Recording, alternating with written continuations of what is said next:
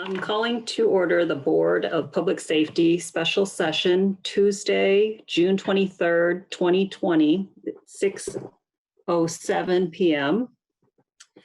And the first thing we are going to do is Maquiba is going to make a request for a moment of silence.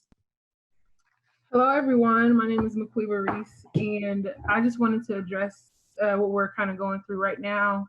Personally, I've experienced some anxiety and all that fun stuff, all that random stuff with COVID and also racism. So I just want to have a moment of silence to honor the victims to COVID-19 and also to this other pandemic, which is racism. So if we can have a moment of silence, please.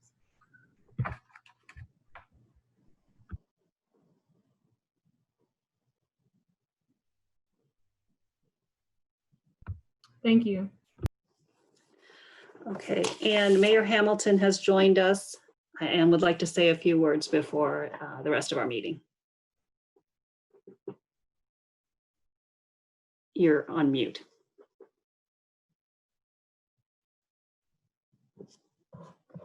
There we go. Does that work? Yes. Thank you, Chair Yoon. I really appreciate it. And the Board of Public Safety. I just wanted to be with you briefly tonight to share thanks on the role of the board, reminding all of us, you 5 resident members representing the interests of our public, asking questions, overseeing our personnel and our protocol, receiving information. This body that's created by state statute. I know how hard you work and how important your role is, and you're going to hear in detail from Chief Dekoff and perhaps others I know tonight, but I wanted to just really make 3 quick points with you tonight. First, it is to thank you 5 for your role on this board, for your representing all the residents of our community of Bloomington and providing that oversight and a public forum and the transparency and the accountability that we all believe in. I sincerely appreciate your service, each of you, in assuring that our public safety services reflect our community and our values. Second, I want to thank the individual members of the Bloomington Police Department for their daily personal commitment to our community and to the continual improvement of our department. We know our commitment to training and to good policies, but we also know that culture is really the most important part of our department. And I know you know much of the police department's recent history from 6 years ago as they embraced body cameras and the use of them and the Downtown Resource Officer Program, to 4 years ago when they embraced the review of the 21st century policing protocols, as well as the open data initiative, to more recently the accreditation that they sought and achieved nationally, a rare thing among police departments, as well as adding neighborhood resource specialists and social worker positions. I might just mention to you that personally, the very first decision I made as mayor, it was actually before I was mayor, was to ask Chief Dekoff to remove the darkly tinted windows from our police cruisers, because I felt it was important to have that kind of transparency. I want to remind all of us, we have to continue to embrace and nurture the culture of community policing and of the strong and deep connections between our police department and our entire community. And third, I just want to say directly to our community, our whole community, to assure our collective commitment to overcoming the history of racism that is a sorry and painful part of our own long Bloomington story. We are not immune to its impacts today. We have collective responsibility to listen to all ideas and welcome all suggestions and questions, and to consider sources like 8 Can't Wait and Campaign Zero and others for how best to move forward in our public safety efforts. What we've seen lately in Minneapolis, in Louisville, in Georgia are excruciating public examples of misconduct, dreadful acts of killing innocent people of color. We know also that the vast majority of such horrific examples are still invisible to us in history and still today because no one happened to be there with a cell phone video. It is a tragedy and a challenge to all of us that to some of our neighbors, some of our most basic efforts to protect public safety can themselves be viewed and experienced as sources of personal danger. It is critically important to listen to each other, to work together, to continue to improve our public safety efforts. I sincerely appreciate your commitment to that tonight and in the days and weeks and months and more ahead. I thank you for your time and best wishes on your work ahead and look forward to working together. Thank you, Chairman Yoon, back to you. Thank you, Mayor Hamilton. One of the things I should have said when we started is that all of our members are here and that the safety board is composed of myself, Susan Yoon, Kimberly Gray, Luis Fuentes Rohrer, Maquiba Reese, and Rafi Hassan. I'd like to read a statement before we start our public meeting, and this is just kind of some ground rules. Thank you for coming to the Board of Public Safety meeting. All members of the public will have their audio muted and video turned off for the duration of the meeting. Public comment instructions will be given by staff prior to the public comment portion of the meeting, which is going to be at the end of our regular business. Public comment will be given via audio only. There will be a zero tolerance policy regarding profanity in public comment and in the chat function of Zoom. Lastly, as a general reminder, it is important to practice internet safety. As such, it is recommended that you not click on any link from any untrusted source. This includes links that may be shared through the chat function. Thank you for understanding and welcome to our meeting. The first order of business will be to, I would like to make a motion or make a request for a motion to move 2 agenda items just so our meeting flows a little bit better. We're going to move up the certification of the payroll and move down the CERT/ARV deployment report. So I'll take a motion for that. I move that we flip items on the agenda 4 and 7, the CERT deployment and the payroll certification. A second?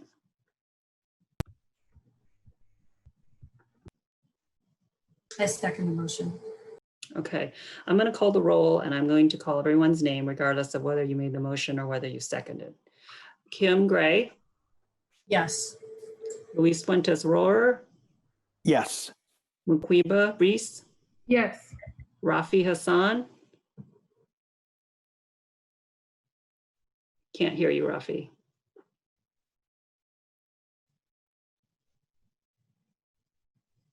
I don't hear your audio. If you nod your head up and down, I'm going to take that as a yes. Okay. And Susan Yoon, yes. Okay. All right, then we will move on to the verbal approval of the minutes of our regular meeting, which was last week at this time. If someone would like to make a motion to approve those minutes, or if anyone has any questions or discussion about that.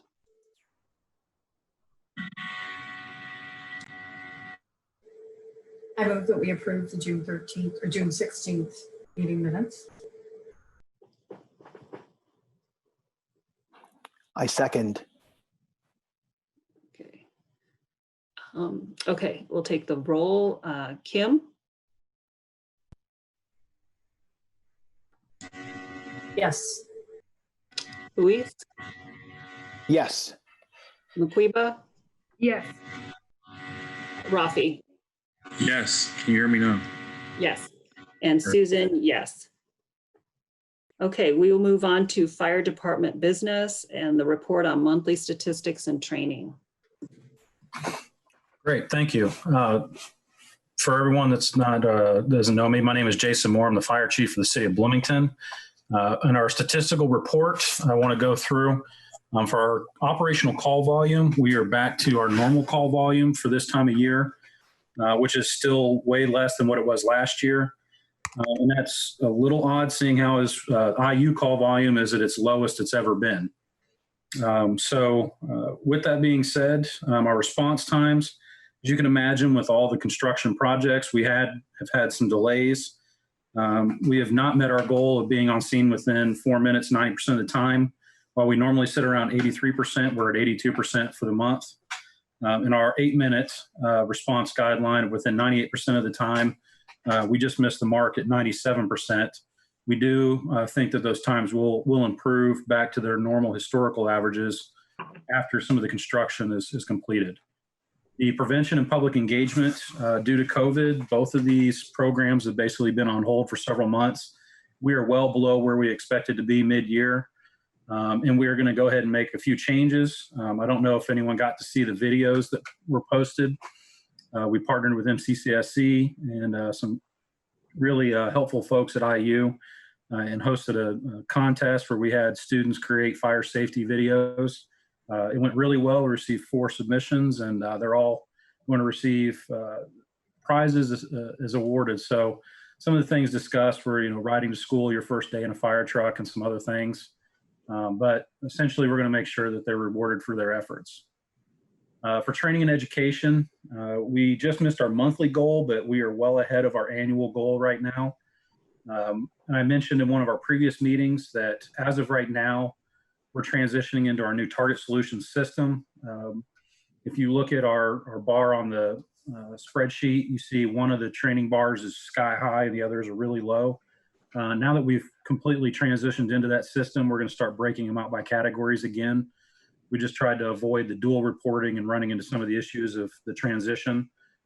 But we're well on track for meeting our annual goal for training hours. And that is it for statistics. And training. Does anyone have any questions for the chief?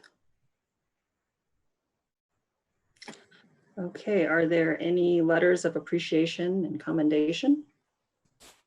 We do not have any that we've been provided for this month. Okay, what about general business? General business, and if it's okay, I'm going to kind of do the general business purchase personnel just all kind of together. For general business, we are just about complete with the contract that was reviewed for the leasing. They started construction on our build to suit for our warehouse central wash facility, and it is going to have some training opportunities down there as well. We are hoping to be into that new facility around July 1. Since our lease with IU Health runs out July 1, I think they're going to be really helpful in our transition and not hold us to that July 1 since our leasing agreement got delayed.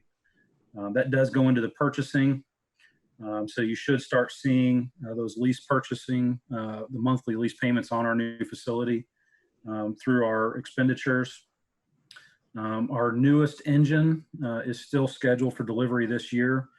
It will take, because of COVID and a few other issues, it is behind schedule, but we're looking at most likely a September to October delivery date. And the aerial truck that was purchased with this year's money will definitely not be here this year. So it'll most likely be a first to second quarter delivery of next year.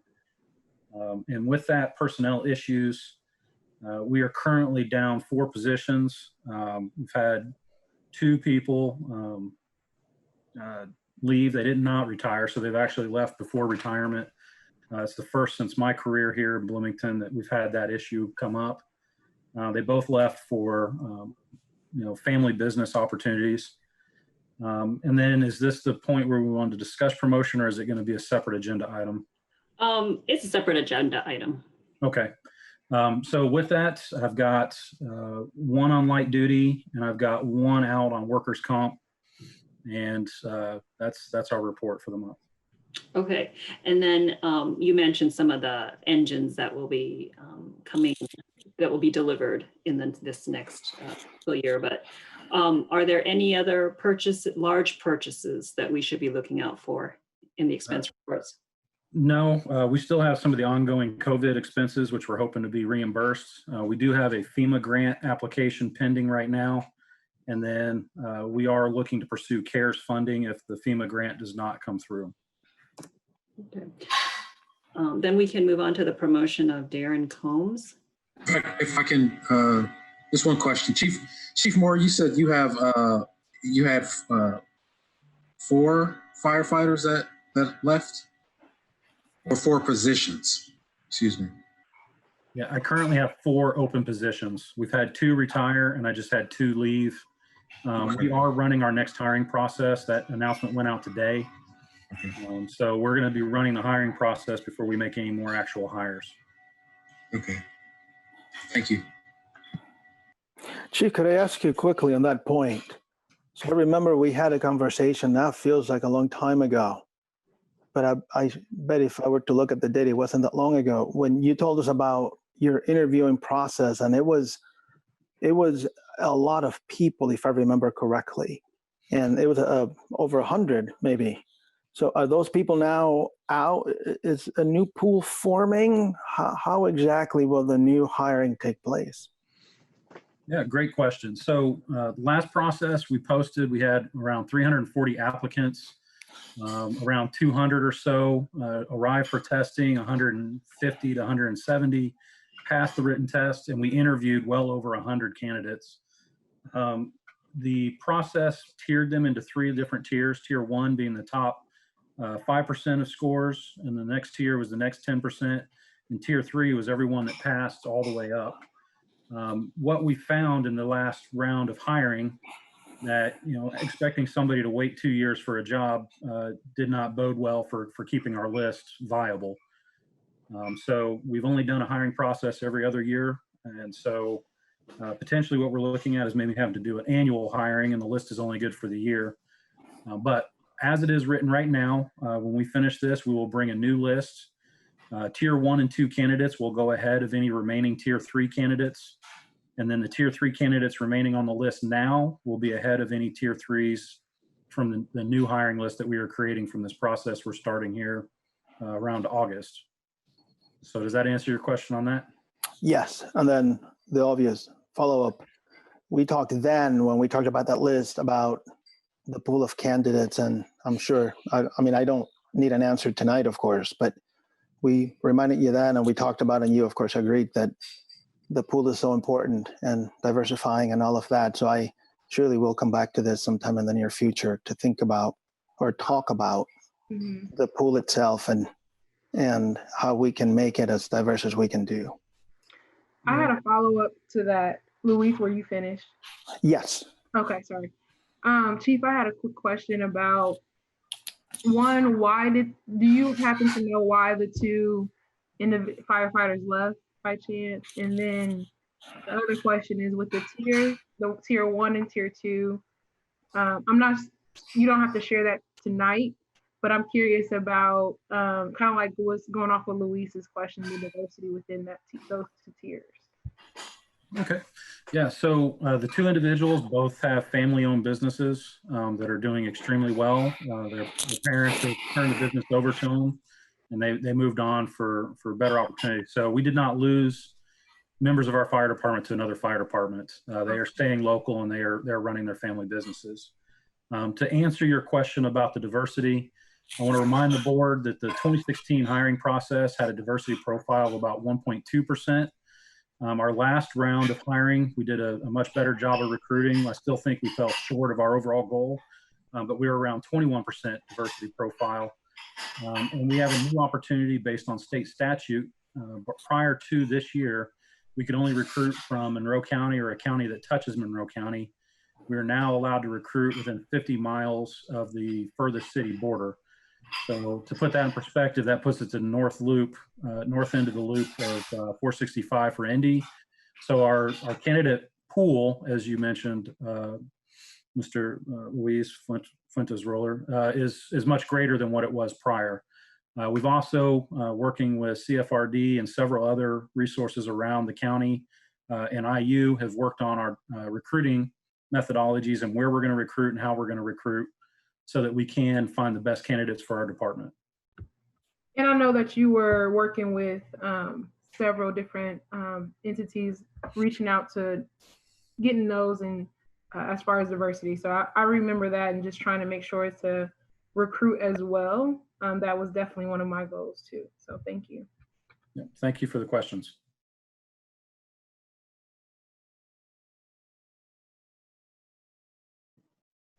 Okay, we can talk about the promotion of Darren Combs. All right, thank you for having this. Darren Combs is currently a firefighter with the Command Appointment of Engineer. He's been on our department for 13 years. If you remember, we discussed in the last contract, there was a restructuring of the chauffeur and sergeant position. A chauffeur is a driver, a sergeant is an acting officer. He is one of the former chauffeurs, and his current chauffeur has stepped down, which will then allow him to automatically promote to the position for which he has been doing for several years now without compensation. So with that, I respectfully request the board promote him. And I had it in the agenda of what the effective date, and I do not have that in front of me right now. I apologize. But I do know that it was backdated because of some of the delays from the last meeting as well. So you're requesting a promotion from engineer to chauffeur. From firefighter first class to chauffeur. Oh, firefighter first. Chris, what do we do about the effective date?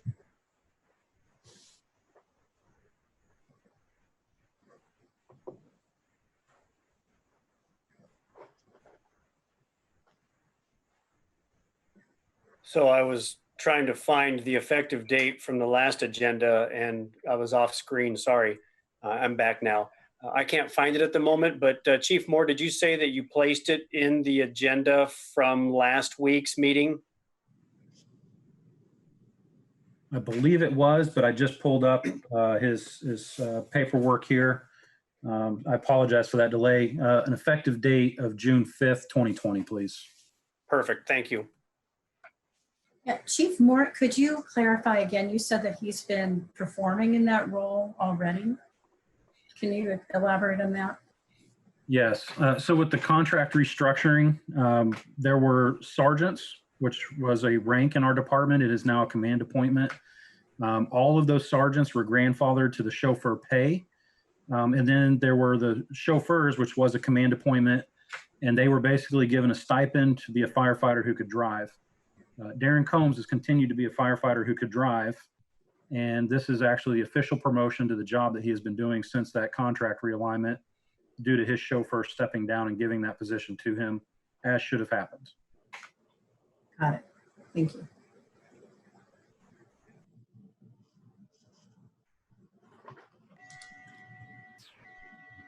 Any other questions for Chief Moore?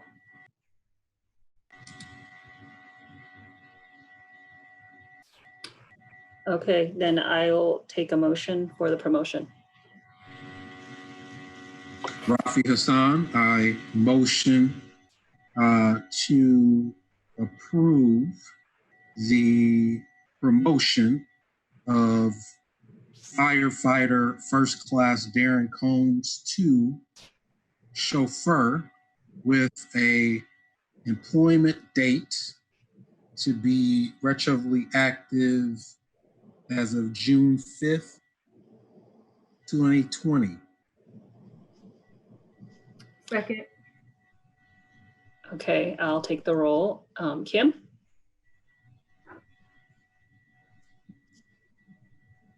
Can't hear you.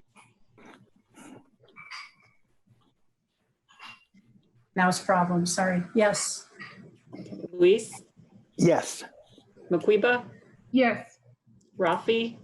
Yes. And Susan, yes. Okay, the promotion is effective June 5th, 2020. We will move on to police department business. We'll start with a report on monthly statistics and training. Okay. For the month of May, as we found for April, calls for service have declined. They have picked up a little bit for the month of May, but they are at 3,882. By comparison, April was 3,122. March was 4,065. So as things began to shut down, you can see that we had the decline in the number of calls for service. In nuisance calls, noise complaints comprise the most of those at 48%, with disturbance calls right after that at 36%. Again, there is no real statistical significance in any of the other things that are being tracked, as you can see from the report. I will note that we do have an ongoing concern about weapons-related calls, and it shows an increase of 200%, but they basically went from 2 to 6. So, but we do, and I think we mentioned this at perhaps the maybe the January meeting or February meeting when we were at last able to gather in person.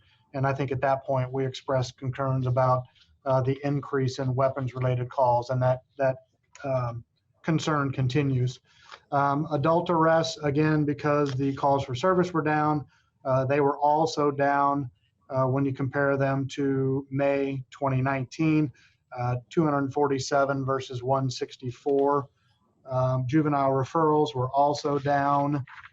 Domestic violence cases, I think we had mentioned that anecdotally things seem to be on the increase even during COVID, but we also mentioned, as is borne out here, that the statistics do not show that to be true. So we have actually had a fewer number of domestic violence calls in May 20 as opposed to May of 2019. UCR hate crimes, it was not a reporting quarter, so we have nothing in that category filled in. And then we can go to more of the narrative type on the stats. Crime trends, major cases. We did have burglary series at Stimline, which is located in the 900 block of South Walnut Street. And then you may have seen in the newspaper that we also dealt with a couple of incidents of a large number of vandalism to parking meters and graffiti to some buildings downtown as well. At least on one of these sprees of vandalism to the parking meters, I know that we did make an arrest on that. So that has been cleared up. Training, as you might imagine, those training hours are down because we cannot gather. As a matter of fact, for the mandatory training topics that's required by the state of Indiana, we have moved to an online format for that. Training hours for the month are at 422. We did have some officers go through the mandatory training topics online. We also had 3 officers that attended a mid-level narcotics investigations, and 6 officers attended a rifle course. Again, COVID did not allow us to have any type of community engagement events, so that stands as 0. And I think that was also the same for April. And we have nothing scheduled for the future. Police social worker, total number of referrals was 15. She had 139 contacts during that time. And the summary, as you can see, she assisted a client with connecting to an attorney to get temporary emergency custody of her grandchildren, which was successful. Assisted a client who lost his mother with navigating payment for the funeral and continuing to work with him on rent, future housing, food, etc. And assisted the neighborhood resource specialist with locating a car seat for a child leaving the hospital after a vehicle accident. So despite COVID, the police social worker, Melissa, stays very busy. And again, that has been a very, very successful position for the department. Neighborhood resource specialist, total calls for service is 23. Unfortunately, I'm not able to provide you with a summary of the types of calls that those were. So I apologize for that. And I'll try to get that added for future stats, just to give the board a flavor of what types of calls they are either going to or initiating on their own as they are in the neighborhoods as their job title intends them to be. So that's it on training and stats. I had a Deputy, oh, I'm sorry. go ahead, Rafi. No, go ahead. I had a quick question about training, mandatory training topics. What are the online, what are some of those training topics that were online? Some of the primary things that we are required to go through every year would be domestic violence training, SIDS training for, SIDS investigation, sudden infant death syndrome, there's human trafficking. And I'm sorry, the rest of them just aren't coming to me right now, but there are certain ones that we are required to do. And then there are supplemental trainings that we also include in our training block. If you remember from past reports, we have sometimes tried to do those over the course of a 3-day training block. But again, because we're not able to gather, we have not been able to do that. So we've had to shift to the online function. Thank you. I'm sure I have some more questions, but Rafi, if you wanted to go ahead. You got it. Go ahead.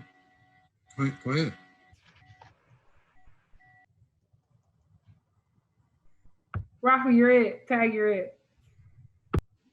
Sorry, I muted myself and started talking. Sorry. Chief Walters, just briefly, when you say calls for service, does that include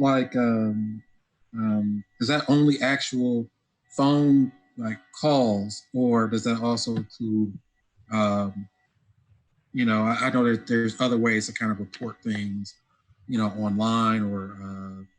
So calls for service would be anything to which an officer is either dispatched or is initiated by the officer. Essentially, everything that the officer does is recorded and assigned a number as a call for service through dispatch. So those would include an officer out on a traffic stop, again, a self-initiated type stop. If they are dispatched to a vehicle accident, that is assigned a call for service. So basically, it documents and logs everything that our officers do. But when you mention the types of reports, not all of those would result in either a case report being done, and sometimes even some of our case reports, again, because we've tried to minimize our officers' contact with individuals to slow the spread, if you will, or not subject anyone who might be vulnerable. We have had a lot of people, we've shifted them either to phone reports or we have encouraged people to do more online reports. But again, not every call for service will result in any type of report. If we get dispatched to a loud noise complaint, the officers may get into the area and not find anything. So they would simply mark, back in service, failed to locate. And that's not something that would require a police report in the more general sense of what we're talking about.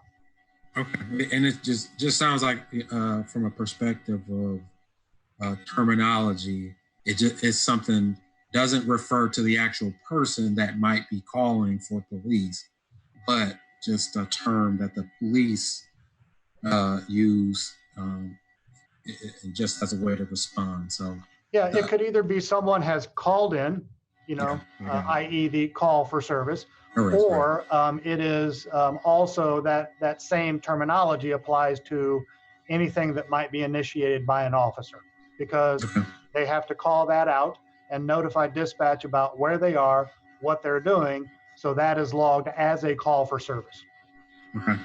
And just secondly, I want to make sure that, I certainly want to hear more about what the police department has been doing to either create some sort of a space that officers are able to talk about some of the things that have been happening. I do know that there's various internal supports that you have for the officers, but want to know if, in particular, thought about doing something to support, officers of color. Just again to be able to, create a space that some open and honest conversations about, dealing with really a lot that's obviously happened in more recent months, but we all know to be something part of a longer history. Again, not necessarily a discussion about it now, but certainly, I'd like to follow up in a few months. I do believe in making sure that we are, intentional about, creating a space that happens. So, thank you. I had another follow-up question. So say as far as dispatch goes, how do those individuals know to alert the social worker or the resource officer? Do they know like different terms to alert a resource officer or social worker versus the police versus an armed officer? As far as someone who calls in, Yeah. So say if it's like a kind of like what the social worker did earlier. So would the dispatcher know to alert the social worker versus an armed police officer for a phone call? So there's a variety of ways in which those can be routed to the appropriate person if it should not be a sworn police officer. Sometimes it's the downtown resource officers. Sometimes they come in contact with someone who they realize might benefit from the services of the social worker, or they may work on it jointly. Sometimes there are direct referrals to the social worker. Someone may have heard that we have one and will call in asking specifically for Melissa. Okay. The uniform officers may get to a call for service, if you will, and realize that maybe there are some services that the social worker can either provide or network with other social service agencies in the community and try to get those individuals, hooked up with the appropriate service. Let's say somebody's having a problem with their juvenile, acting out or something like that. The officer could make a referral or get the social worker involved to try to network and find out, is there a resource within the community that might help this mother or father or whoever it might be in trying to get their child under control. And again, some of that too, even when school is in session, there could be that partnership with school personnel. So you kind of have that continuum of services so that everybody's on the same page and on board with trying to address this issue that's come to the attention of the social worker. So there's a variety of ways where we can try to get it to the most appropriate person within the department to try to handle it. And then last question. So I know that as far as homicide go, I think there was a recent one that took place. Mm-hmm. I'm sure it was more than that, but how did that end up going? I think it was recent. Was it Big Mike? I think I forgot his name. It's like a recent. Yeah, it's probably about 3 weeks ago. Yeah. And that's all like what's the what? I'm trying to formulate my question. I'll be having my with my question. I'm trying to formulate my question. How did they get called in? Thank you. Yes. How did that get called in? I think just as a call of, shots fired or something like that, probably with an ambulance dispatch as well. I've not heard the call, but I mean, typically it would be someone would call in and say, there's either shots fired or someone has been shot. And we respond and work the situation from there, depending on what the circumstances are. Thank you. Rafi, did your question get answered? I doesn't require, I was making a comment that I would follow up on perhaps in the next two meetings. Okay. I had requested a change to the agenda and then I didn't follow that. So I'm going to go back and do the certification for the payroll so that if Jason needs to leave early, he can do that. So I need approval from the chiefs to say that the payroll is appropriate and we can approve the payroll. Yes. And yes. Okay, thank you. Then we'll move on to the police department letters of appreciation and commendation. You have been provided with 7. I will note for the record that there is a duplicate in there. I want to assure the board that it was not an effort to stuff the ballot box and then trying to beat out the fire department, which wouldn't matter because they had 0 anyway. But in any event, most of these were in the month of June. And as you know, I would typically hold those until the July meeting. But it just seemed timely to share these with the board. Many of them were very complimentary about the performance of officers during the protests and other events regarding the demeanor, the ability and willingness of the officers to allow folks to protest peacefully. They also were complimentary about some of the training that has come to light that we engage in as far as de-escalation training and some of the other hotter topics within law enforcement training. So again, I'm not going to go through each one of them. You have them in front of you, but the general consensus is essentially thanking us for how we perform and how we protect the community and are very cognizant of the rights of individuals to protest peacefully. And I also have to say that being out there on Friday, Captain Pettigo and I were at Kirkwood, Washington, and we had a number of people that came by and said, thank you for service, appreciate what you do. And it's very gratifying, especially in these very trying times, to realize that there are many in the community that appreciate what we do and how we go about doing our jobs. So thank you. Then we will move on to general business. So I just wanted to take this opportunity to kind of comment on kind of what's been going on. I issued a statement several weeks ago denouncing what happened in Minneapolis.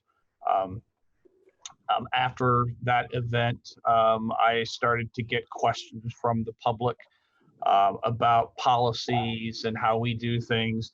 And I would direct you to our website. On our website, there is a link to the statement that I issued. There's also a document that we produced that kind of summarized a lot of the questions that we received. And we just kind of titled it Frequently Asked Questions. And there's also a document on there about a national program called 8 Can't Wait. And how we have implemented those within our policies to reduce the chances of someone getting injured or killed by the police. Some things I wanted to touch on. One of the big things people were asking about had to do with body cams. We were one of the first agencies in the state of Indiana many years ago to adopt body cams. All of our officers have body cams. The policy is those are to be activated whenever an officer is interacting with someone, a member of the public on the street. The mayor mentioned earlier some of the other steps that we have taken over the years. We are a nationally accredited police department through CALEA. We are also state accredited through a program that the state of Indiana has. The national accreditation program, you may or may not be aware, less than 5% of police departments nationwide are accredited. In Indiana, I believe there are around 12, and we are one of those agencies. There's around 180 standards that are best practices in police policy and operations. Those standards are reviewed every year to make sure that we are up to date and that new best practices that might have been developed are presented and policies are written for those. You also, the mayor mentioned, we went through with the Board of Safety several years ago the 21st Century Policing project that President Obama launched. There were 6 pillars, multiple recommendations within those pillars. We went through, we spent over 6 months reviewing that with the Board of Safety and going over those recommendations. There were 2 recommendations that we did not implement. One of those was tasers, and one had to do with flexible scheduling, which we were prevented. We weren't able to do that because of a collective bargaining agreement that we have. But all the other recommendations we did implement. Talk a little bit about transparency. We are one of a few agencies across the country that release data to the Police Data Initiative. We report 14 different data sets on just a variety of things that we do. We also publish that data locally on the city's website under the Be Clear portal. The mayor mentioned some of the specialty positions that we have. We have neighborhood resource specialists, which are non-sworn members of our department that respond to really kind of non-police type events, a lot of neighborhood issues they're involved in. We have a police social worker. We were one of the first in the state of Indiana to have a full-time social worker on staff. The training was talked a little bit in the training report. You probably are aware that our officers receive about 4.5 times the amount of required training that the state of Indiana requires. We go above and beyond in our training, and we do a lot of training on de-escalation, on bias training, on critical incident training, dealing with people who are in mental crisis. A lot of our training, our firearms training, our driving training, our defensive tactics training, all have elements of de-escalation training when we do those. So we constantly are striving to make sure that our officers are properly trained, that they get the most up-to-date training that they can get, and we have maintained those high levels of training year after year. So those are just some of the things. Again, I would refer you to our website if you have want to see some of the other questions that we've been asked. Those are listed there, and I will take any questions that you might have about that.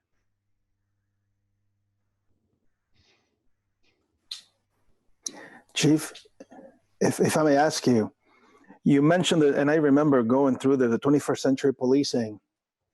It took months in going through all the policies and initiatives. And I remember the booklet and all of that. It took a lot of time, I remember. And you mentioned, and it was well worth it. I don't want to be misunderstood. Yeah, and you mentioned we've adopted most of those but 2. And I'm wondering, you also mentioned the 8 can wait. And there's 8 of those, and you left it vague. And I know some of those we have, I don't know what to call it. We've barred them. We've adopted a lot of their recommendations. So do because I'm assuming, I mean, I wanted to know, do you have a specific, out of the 8 that I am seeing, how many have we adopted? Do you know offhand? And if you don't? Well, actually, we've adopted all of them. Those 8 are ban chokeholds and strangleholds, require de-escalation. 3 is require warning before shooting. 4 is exhaust all alternatives before shooting. 5 is a duty to intervene. 6 is ban shooting at moving vehicles. 7 is establish a use of force continuum. And 8 is require all force be reported. And if you look at that document that is on our website, it talks about how we've implemented those and where those are at in policy. There were a couple that what we found when we reviewed our policy, that the policy implied it, but it didn't specifically call for it. So we have changed those policies so that it is clear in the policy.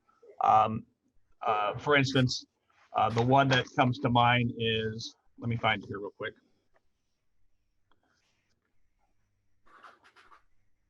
the duty to intervene. It was implied in policy, but we have changed the language where it specifically says that the officers are required to intervene if they see excessive force or a violation of policy. So there's things that we've been doing all of these. It wasn't specific in a couple of instances, and we've corrected that so that the policy is specific. But that document is on our website, and it talks about the language and everything is there. Thank you. And if I may follow up briefly, I've been on the board now maybe 4 years, and we've had lots of conversations about the police and what you do and how hard your job is and can be. And so as we're going through this moment, I never stopped to think about many of the things that we just do. So that when Deputy Chief Coulters was reading, that report that you give us every month, we go through those, and then you tell us the numbers and we move on to the next. And the one thing that struck me this time, and this is, it's a paradigm shift in our world, it struck me, it almost took me back as I'm listening to the things that you do. And sometimes we ask you to do things that, now we're stopping to think about, why do we ask you to do that? And I don't have anything in mind at the moment. I do, but it's not, we can talk about it. I'm like Rafi, I want to think this through with you. And I know many of the things we are ahead of the curve, right? The social worker and the community officers. I thought those are fantastic, and they're recent. So that gives me lots of, it's not hope, but it makes me feel good about Bloomington in that way. But we're still in a place where I love to think out loud with the board about the things that we do, because I never stop to think. So I've been reading about defunding, all these words I never understood, and it took me back just listening and thinking, wait, why are we doing that? Why do we ask you to do that? And I'm with Rafi. I don't have a question for you. You can respond. Well, I'm sorry. Are you finished? Yes. Okay. So it's interesting you bring that up, because if you actually look at some of the discussions around the country about defunding the police, they're talking about the police not having interactions with people who might be experiencing homelessness or people who might have some kind of mental health issue. What has happened is those types of calls with funding being cut everywhere, they've just kind of defaulted to police departments. And so because that has been the case here locally also, we saw the need to create specialty units to respond to those type of calls. So 6 or 7 years ago, we started the Downtown Resource Officer Program, because the increase in the number of calls that we were having with people experiencing homelessness and people who were experiencing mental crisis, we needed a specialized unit to deal with that. We added the social worker as another component of that. So those are the types of things that we've responded to. We've added neighborhood resource specialists, because a lot of the calls that we get aren't really police officer type calls, so we still get them. So we created a kind of a non-sworn position to do that. I remember, it's been a long time since I've worked patrol, but we used to get calls with bats in people's houses. What experience does a police officer have to get a bat out of somebody's house? Just this weekend, I've got this very lengthy email from someone who lives in the city about a dead raccoon that was in their yard, and they called all kinds of other agencies to get the raccoon removed, and nobody would respond, so she called the police. So we dealt with it. We helped facilitate getting it. So those types of calls happen all the time. And what happens is no one knows what to do. A really good example of that is you've heard me talk in the last couple of months about the crisis center that's coming online. There's when somebody's in some type of addictions crisis or mental health crisis, and they have an interaction with law enforcement, and it's really not appropriate to arrest them, we don't have any place else to take these people. There's no one else to call at 2 a.m. So that's kind of why this crisis center is starting. So there are lots of things that that the Bloomington Police Department is doing and things that are happening in this community that go right to what the national discussion is on defunding the police because they shouldn't be dealing with these things. Well, nobody else was. We stepped up and met that challenge. And I believe we've created some pretty good programs that address those needs that haven't been addressed for a long time. And just to be clear, if I may follow up very quickly, I agree. And that was the point of my question or my comment, how some things have defaulted to you, not just here, but everywhere. That's really a larger conversation. And so thinking out loud with you, are there some things you've now created programs that we'd like to know about them if we don't? And then thinking about, are the things that you're doing, the things that you should be doing? Should we have, for example, here's an example, just top of my head, more social workers? Should we have more community resource officers? Should we have, should. I don't have answers and I don't ask for you to have them either, but I'm encouraged. Everything I've seen from on my 4 years on the board encouraged me that we'll be thinking about this hard. And the Bloomington's a model city. I don't have doubts about that in light of what I know. And I'm encouraged that we'll be talking about it with this board and with you. And thank you. Thanks. I wanted to jump in and just be extremely transparent. Chief and I, we've had really intense conversations about what it means to be a Black woman in America and what it means to be Black in America. And we discussed a lot of some deep fears that I've had, knowing I have 9 brothers, so they're all throughout the world, and I'm just always thinking about them. So we've had conversations, and I know exactly why I'm on this board, because I'm not the Black voice, but I am one of the Black voices. And I'm always thinking about that because I work for the university, and my main job is to work with Black and brown students in all spectrums. So I'm always constantly having these conversations with Chief Decoff about just the climate of America. And I'm also a social worker, so I got my master's in social work. And so I appreciate that we have a social worker here in Bloomington. And when I first heard that, I was like, what? We have a social worker.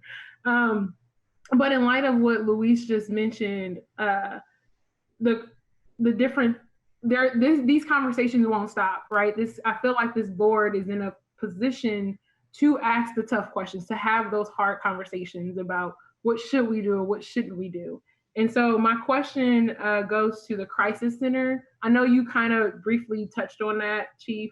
Could you tell us a little bit more about that center, please, and what are those initiatives? So the Crisis Center, it's been named the Stride Center. That's a project that's been being discussed for a couple of years now. And it started with the discussion of pre-arrest diversion programs. And so it basically, it's kind of similar. A pre-arrest diversion program is kind of like our DRO program. We recognize that people who were experiencing homelessness or people who had some kind of mental health crisis may commit crimes, but the reason they're doing that is because of the situation, the homelessness situation or the mental health situation. And so arresting them wasn't appropriate, but partnering with social service agencies and getting them services was. That's what the Crisis Center is. The Crisis Center now gives law enforcement in the city and in the county the opportunity to someone that they may be dealing with that has an addictions issue, has a mental health issue, that maybe committed some kind of minor crime. The appropriate thing is probably to deal with what caused them to do that, which would be either the mental health issue or the substance use issue, and get them treatment instead of arresting them and putting them in jail. So a large group of community members came together and started the discussion about this. It started with the pre-arrest diversion program, and then we were kind of like, well, wait a minute, we're kind of doing that already. We're willing to do that, but we don't really have a place to take people. So we kind of took this fork in the road and started talking about we need a place. And Cook was instrumental in bringing people together. The city, the county also participated. Centerstone was a major player. IU Health was a major player. And so all of these entities, and there's a lot more that I didn't mention, came together and came up with this idea of a crisis center. It was based on a program out of Louisville that Centerstone of Kentucky started. Centerstone of the local Centerstone agency knew those people. We took several trips down there to see what they did, and we kind of developed this program. Centerstone will run it locally. It will be open 24 hours a day and staffed with Centerstone employees who are trained in dealing with those types of issues with the people that we might bring in. So it's a program to get people help that they might need instead of taking someone to jail for something that they did that was minor. And for the record, could you state what DRO stands for? Downtown Resource Officer. It's the name of the program. Thank you.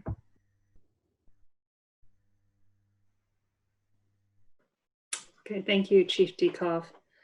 If there are no other questions, we'll move on to as to whether there are any upcoming large purchases that we should be aware of.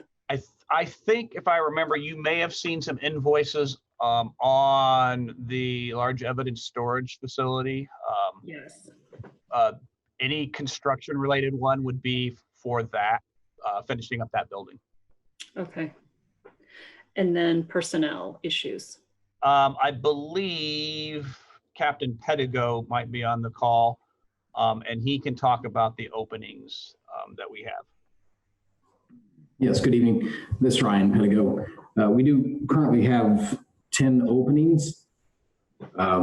We're slated to hire 3 officers that will start with us on June 29th.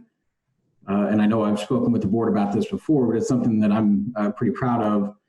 2 of those applicants actually are social workers currently and have their master's in social work, and they've decided to transfer into the field of law enforcement. So we're certainly looking forward to getting them on board.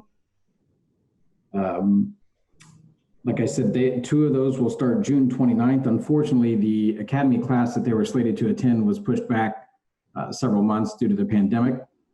And then the academy cut the class size by 1/3. So one of those applicants actually got moved to a class that will begin in November.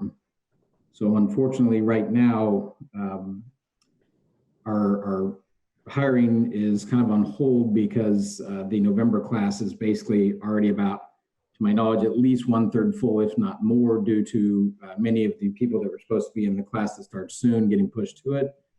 So I don't have anywhere to, I can't get applicants into the academy. So at this point, we're kind of on hold. It's been my experience so far in my position that if you do a lot of recruitment efforts, they sometimes will then fall stale if you have to wait several months before you're able to actually start a process and hire applicants. So right now we're kind of in a holding pattern with recruiting and hiring until an open academy class gets closer. I certainly don't want to try and seek applicants and then become upset with the length of time before they could actually begin employment. So unfortunately, we're kind of at the mercy of the state right now due to the size of academy classes. Okay. Any other retirements or anyone on disability? We have 2 on light duty. They were on duty injuries, and that's all right now. Okay.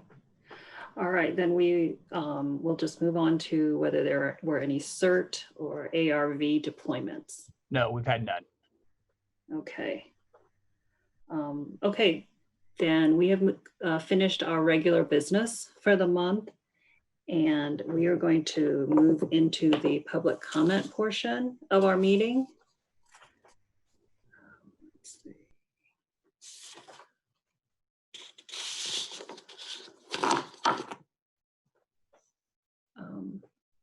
Okay, is Nikki or Nicole going to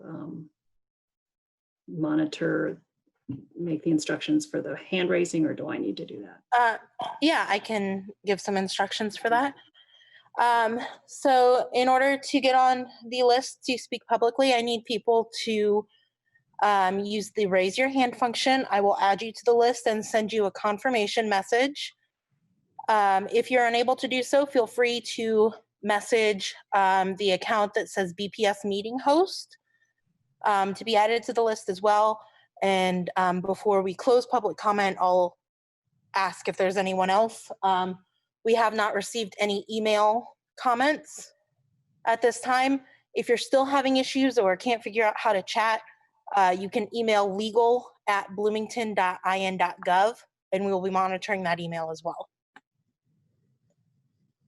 And the raise your hand function should either be in your chat box or on the bottom. It depends on what browser you're using or if you're using the app.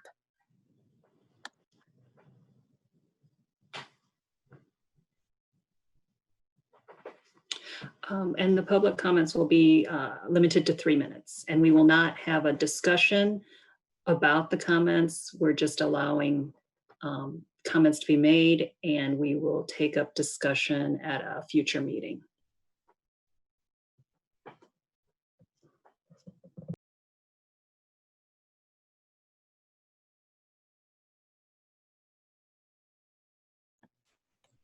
All right, the first person that I have that is asking to speak is Greg May.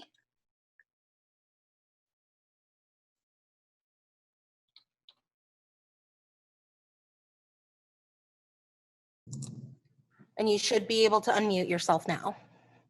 Thank you. My name is Greg May. I'm the Director of Administration at Centerstone in the Adult Services Division. And I just wanted to talk about some of the work that Centerstone and some of my colleagues have done with the Bloomington Police Department, specifically the downtown resource officers for the 6 years that the program has been operational.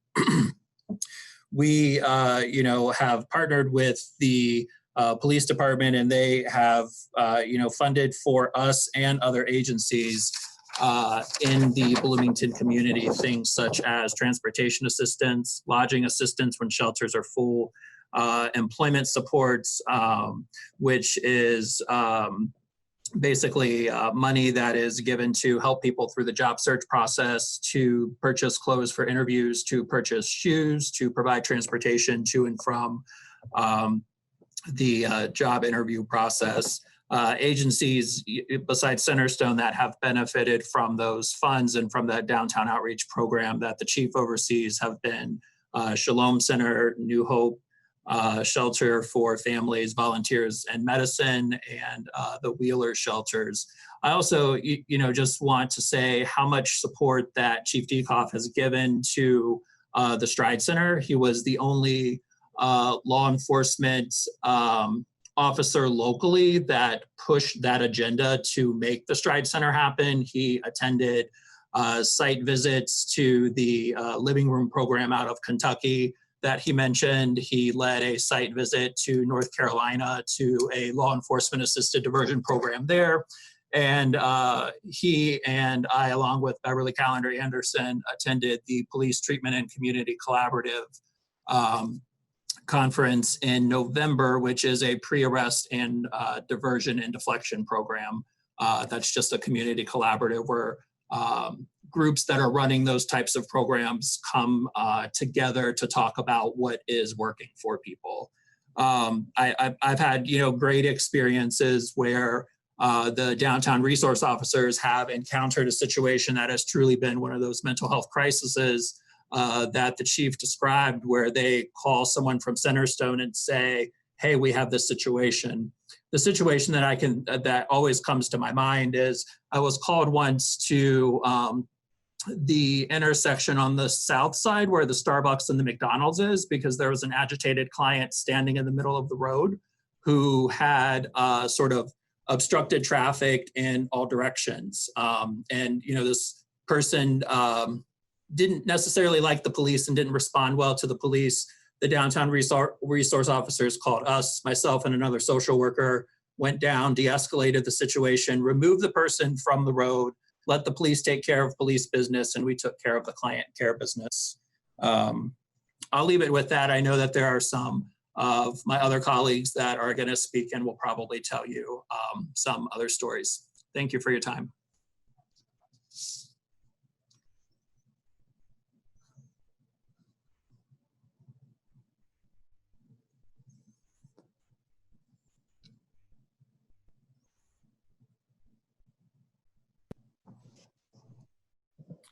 So Nicole, go ahead and make the announcement again, the necessity for raising hand if anybody wishes to give public comment.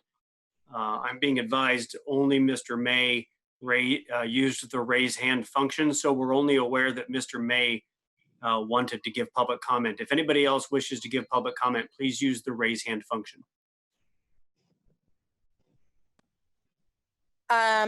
Next, we have Ruth, and I will unmute you now.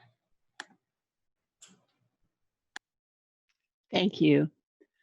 My name is Ruth Ite. I'm a community member, and I just wanted to raise a concern I had. First of all, I do want to say thank you, because as a person who likes to study data and believes the value in looking at that, I do think that BPD has invested in collecting and reporting data that is valuable. Unfortunately, I think we are seeing disparities, racial disparities in the data. I don't know if that's related to the larger community issues or what, but recently in the paper, I read a statement that said some crime in the city is attributed to out-of-town visitors, which can skew statistics as far as demographics of those arrested when compared to local census data.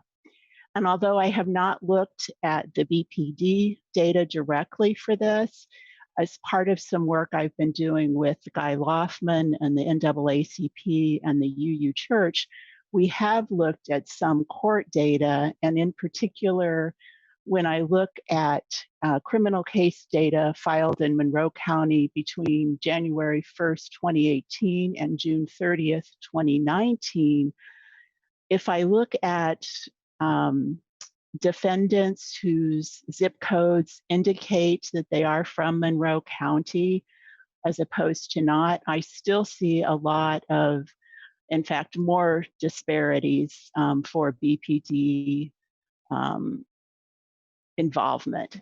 So I think as people, it's very easy to think that we know an explanation for what's going on, but I would encourage BPD, since you have all this wonderful data that you're collecting, to actually go back and see if in fact it is people from out of town that, if the skewing is happening. And based on what I've been able to look at from other data sets, it's just not the explanation. Thank you.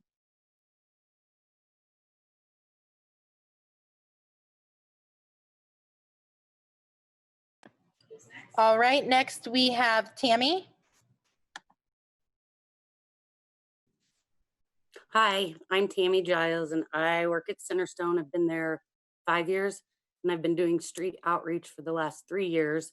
And I just wanted to say that the DRO and Melissa, the social worker from BPD, and myself have built a partnership that is priceless. They have been extremely helpful, especially through all this COVID. We've been able to text each other, and they've helped me find 2 different clients that needed injections and told me where they were located, and I was able to go get the clients. They were able to get their injections. Melissa, actually, I know that Chief talked about a lot of stuff she does, but he didn't mention that she goes to campsites with me as well as the DRO. She actually referred a client to us that was really struggling, and he is now on the ACT team, which we work with the sickest of the sick, and he's getting his medication daily and is engaged in services. And I just can't express enough how important that partnership has been. They've helped me recently get a guy that was directing traffic in the highway. We got him into the hospital on a 72-hour hold, and he's now in an inpatient facility. They've called me numerous times to come to situations where there's homeless people that have a mental illness, that I've helped them de-escalate the situation. And because of that, those people haven't went to jail. And so I think that's all I have to say. I just want to say that that partnership has been, yeah, amazing.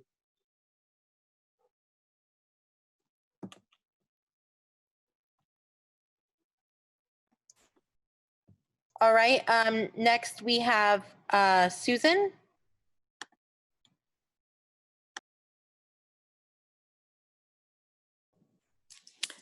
Hi, everyone. I'm Susan Harrington. I am a Centerstone employee as well. I just want to echo what Greg and Tammy have said in regards to the partnership that we have with BPD, especially the DRO officers and the social worker. They have been such great partners in countless ways. And it's, I hope it's been a mutual back and forth. But there's been many times that we've attended meetings together, and they've helped us find clients that have, you know, fallen off our radar, and vice versa. You know, if they're looking for someone or want an update about someone, then, you know, if we've seen them, that we've been able to provide them with minimal information in regards to, no, we've seen them, they're okay, because we can't give them lots of information due to HIPAA, of course. But again, what Tammy said, it is a very much appreciated partnership that we have with BPD, and very valuable for Centerstone and the clients in which we serve to maintain that partnership.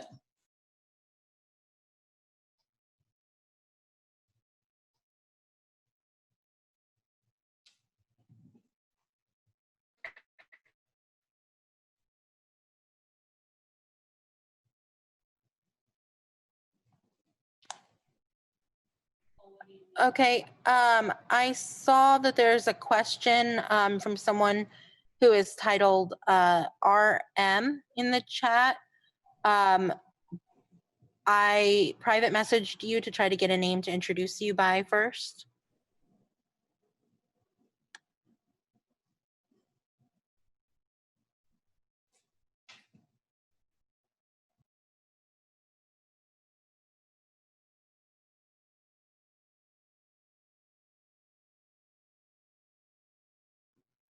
Besides RM, is there anyone else who would like to speak? You can use the chat function or the raise your hand, and I will add you to the list.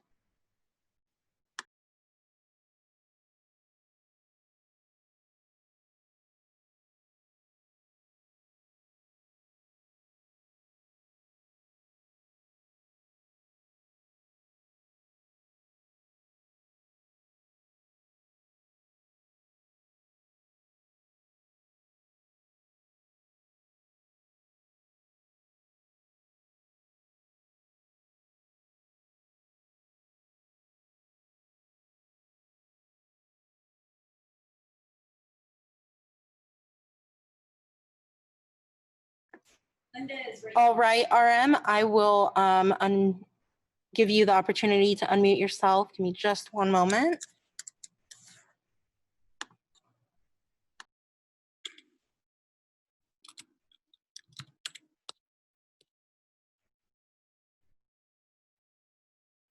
Hello?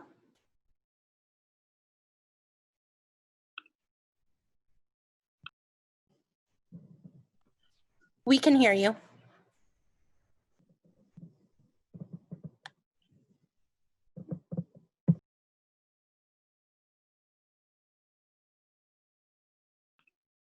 Sorry about that. I think I'm unmuted now. I am RM, and I have a question for Chief Dekoff and others. I understand you're not going to actually respond at this meeting, but I hope you respond in the future. Are officers allowed to be affiliated with white supremacy groups, to be on your department, and how do you monitor to make sure they are not? And other than that, I would like a complete 2-minute silence for all the lives lost to police violence. And thank you all. all.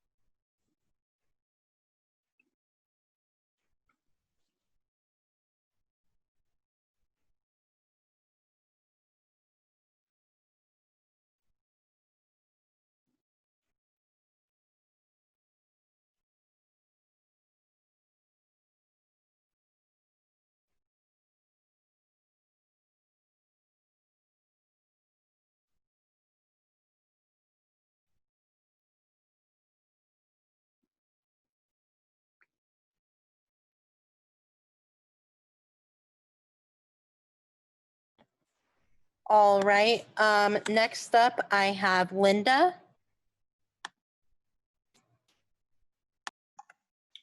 Great, thank you.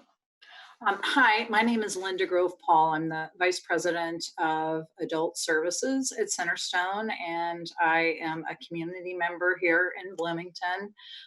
Lived here since I did my undergrad at IU, and been with Centerstone for 22 years. I'm in charge of all of our adult services, including all of our supportive housing, all of our substance, residential, and all of our services for addictions and mental illness. And Bloomington is one of about 20 different communities we work in. And I have to say, we've had several people speak from Centerstone, but it's such a stark contrast working with the police department, specifically here in Bloomington, in terms of really trying to do the right thing. And I just appreciate the conversation we're having tonight, because as Rafi and Luis and all of you guys are pointing out, it's an important time to have a conversation. There are efforts that have been made, and we know there are more efforts that need to be made, but having a police department that actually wants to get away from criminalizing people with mental health and substance issues is frankly pretty unusual. And I think that especially when we've seen the efforts that this particular police department has made to try to make it a better place, to decriminalize as much as they possibly can. As Greg indicated, we've worked with the chief on the Crisis Diversion Center. Frankly, if it hadn't been the partnership, I think, between not only the folks with Stride, but BPD really standing up front and center with us, I don't think that would happen. So I think that commitment to ensure that people who are criminalized, particularly people of color, we've got to be doing more, and we have to do better. And I think there aren't quick, easy solutions.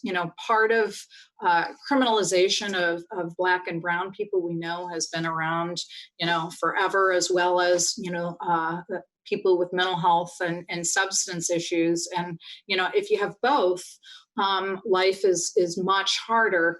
But, so many of the people that we work with, were institutionalized way back when mental health hospitals were around. Those went away. That's some of the resources we're talking about. Is there's no place for a person with a mental health issue or substance issue that's in a crisis to go. So how do we begin to start working on that safety net? Other parts are, You know, we need to ensure that we have housing, we have jobs, employment. We have a great partnership with the city where we have an employment first. We're working with the Parks and Rec department to employ people who are homeless in jobs, picking up the trash. We've got a crew that's working with the landscaping, another crew that works on the golf course. These are people who, you've heard of Housing First. These are people who are homeless, who have their first job, and they're going out and they're cleaning up, and they're really, I think, helping other people in the community get engaged. So I'm very proud to be a resident of Bloomington, and I really hope that people can see that there are a lot of good things that are happening, not that there's not room for improvement, but I really appreciate the partnership that we have with the police department. Thank you.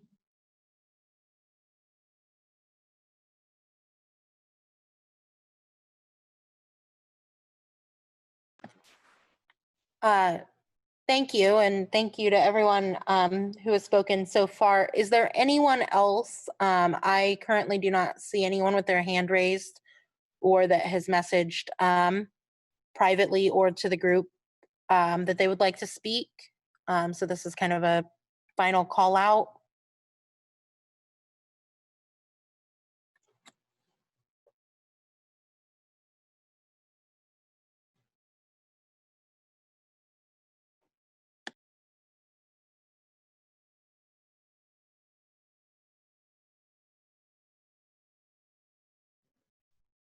Thank you, Nicole. And now back to board chair I did Susan. see one more. Oh, sorry. did we get one? Okay, thank you. Kayla, I'm going to unmute you if you would like to ask that question that you had messaged to me privately. If not, I'm more than happy to read it out. Hi there. Yeah, my name is Kayla Mason-Garvin. I'm a resident here in Bloomington. I just had a quick question that I just wanted to pose. From my understanding of listening to this meeting, Bloomington Police Department is doing a lot to sort of shift policing to social work and to people who are trained in social work. But from my understanding, I've heard that there's sort of one officer who's a social worker. And I was looking at the numbers, and it looks like there's about 103 officers with Bloomington Police Department currently. So I'm just curious about the other 102 and how do they also have social work and or de-escalation training, and how does the entirety of the force, and not just the downtown division that we were hearing about today, work for the community? It sounds like there are a lot of good starts to policies in place, and yeah, I would love to hear more in the future about sort of what's being done for each officer. Thank you.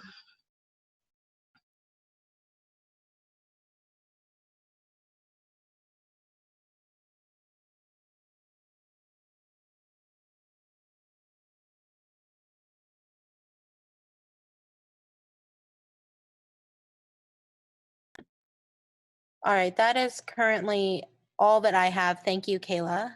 And I do not see anyone else in line or that has requested to speak. And no emails? No emails that have come in. Okay.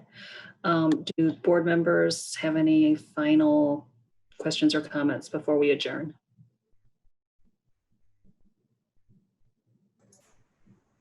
Then I will take a motion to adjourn. Oh, well, first, we adjourn. Oh, I'm sorry. I should have first said thank you to all our people, the public that have joined us today and have made comments. We are going to review the transcript from this meeting, and we will address your questions and concerns in our future meetings. Thank you. And I will take a motion to adjourn. I move that we adjourn. Thank you. Thank you, everyone. Thank Until you. next month. Until then. Thank you.